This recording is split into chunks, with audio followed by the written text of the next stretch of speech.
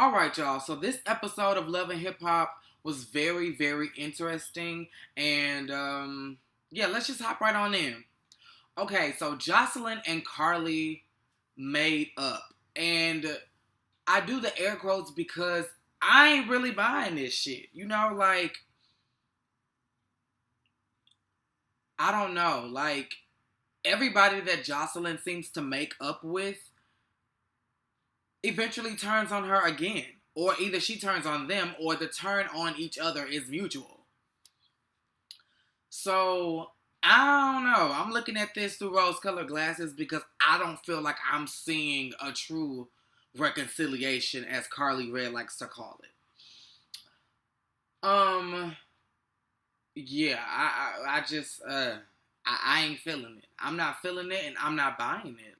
And the dynamic between she and Carly isn't gonna be as well or as strong as Carly would like for it to be, because she's the only one besides Jessica Dime that has decided to make up with Jocelyn. Everybody else still ain't fucking with this bitch. So if y'all want to fuck with her, y'all can't fuck with the crew. And if y'all gonna fuck with the crew, then y'all can't invite Jocelyn. So it's like, who wants a friendship like that anyway? Kirk, no fool would want to keep this shit going on. If you know beyond a shadow of doubt that this is not your baby, Rashida couldn't pay me enough money to take a fucking DNA test. By the time she would have said DNA, I would have been handing her the motherfucking results. I don't understand for the life of me why he wants to prolong this. The only logic I can grab from this is there is a part of you that feels like this could actually be your child. You are saying one thing, but your actions are saying a totally different thing. You really think this could be your baby? And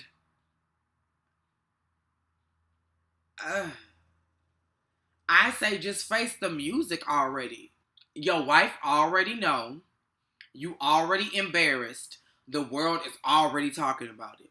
What more could you be trying to prevent by not facing this shit head on and just handling it like a man? I don't understand for the life of me. What's worse is that everybody that's accusing you of being the father of this child is willing and cooperative to give Rashida what she wants. And that's proof on whether or not you fathered this fucking child. Like, oh my God, and exactly what I did not want to happen is happening. Here we are in the 11th fucking episode, and we still haven't found out the truth. The truth to some shit that we were introduced to in the first episode. Stop dragging this shit out already. Damn. And that's a perfect segue to Rashida. Let me start off with the meeting that she had with Kirk. Girl, I understand you was doing this for the sake of filming, but for y'all to come together, meet at a place, sit down, just to talk for all of, let's just say 30 minutes, about shit that I'm sure y'all have already discussed, that meeting should have held much more juice than that. You should have been much more defiant in trying to figure out what the fuck is going on. If nothing more, that man should have laid everything out as to why this could even be a possibility. Rashida, unless you don't want to know, this motherfucker got some explaining to do.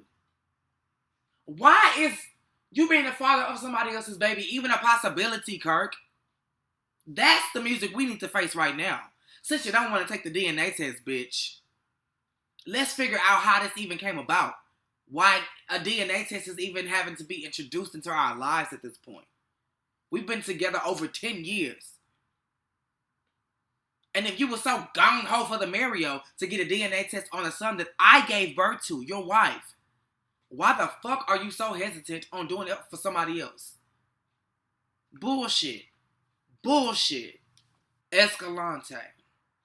I know her name is like, what is it? Esperanza? Escúchame. Equinox. I don't know her name, so I'm just gonna call her Escalante. Okay, so Escalante, you giving me Sania tease from Basketball Wives. You understand that you got a job to do, and you understand that you got a spot that you want to claim, let alone hold. So you coming in with the shit. I honestly saw nothing wrong. Yes, it was shady, but I honestly saw nothing wrong with Carly saying interesting. Oh, how did you say interesting? Interesting. Interesting. I found nothing wrong with Carly saying that. Y'all don't know Carly's story.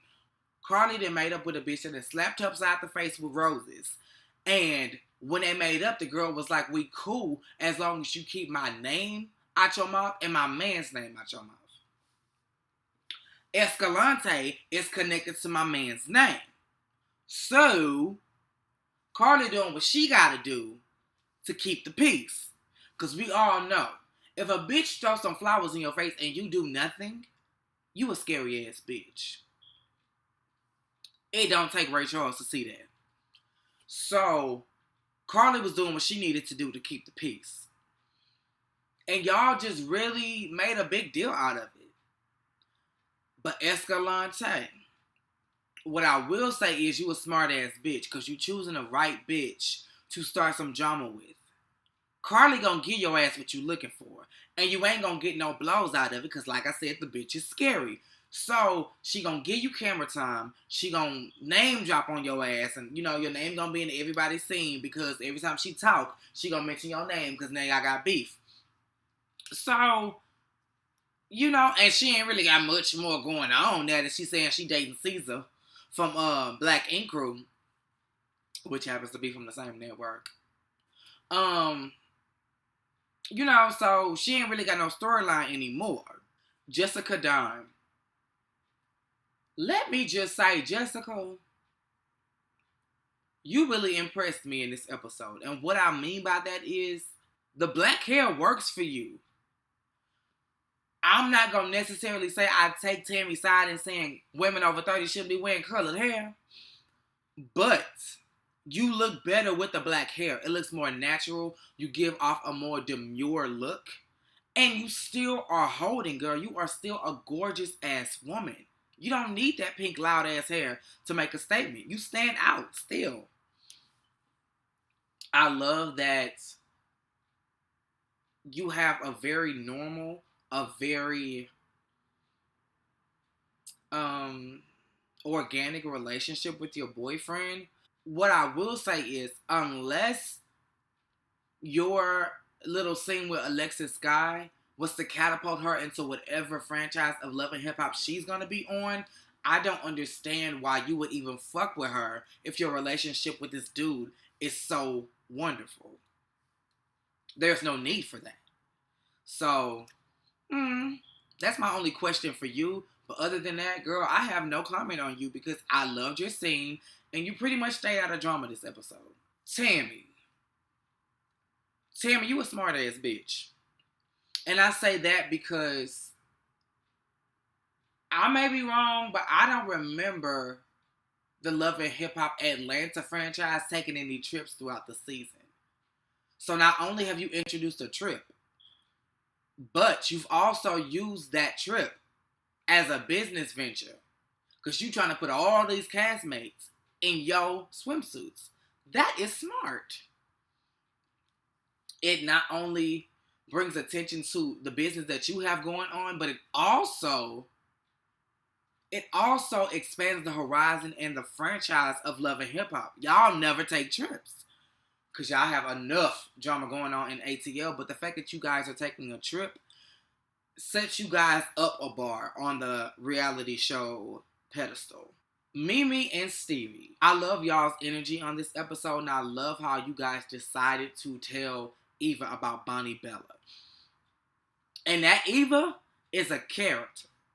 I don't know why she wasn't on Leave It to Stevie as much as she should have been, but her personality is beyond her years. When she did that Stevie J impersonation, I was on 10. Literally.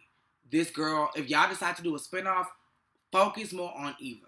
I'm not saying thrust her into the reality show world so soon, but if you ain't gonna do that, definitely get Lil Mama into acting because she has it. She has it and it's natural. She's not nervous. She's a gem. She is a gem, and I think that you guys have quite the character on your hands. A little birdie pointed this out to me, but when Stevie closed that refrigerator and he had Bonnie Bella in his hands and was like taking the bottle on the top apart to feed her the bottle. Do y'all really think that Bonnie Bella was in his arms? Because the movement was a little too stiff.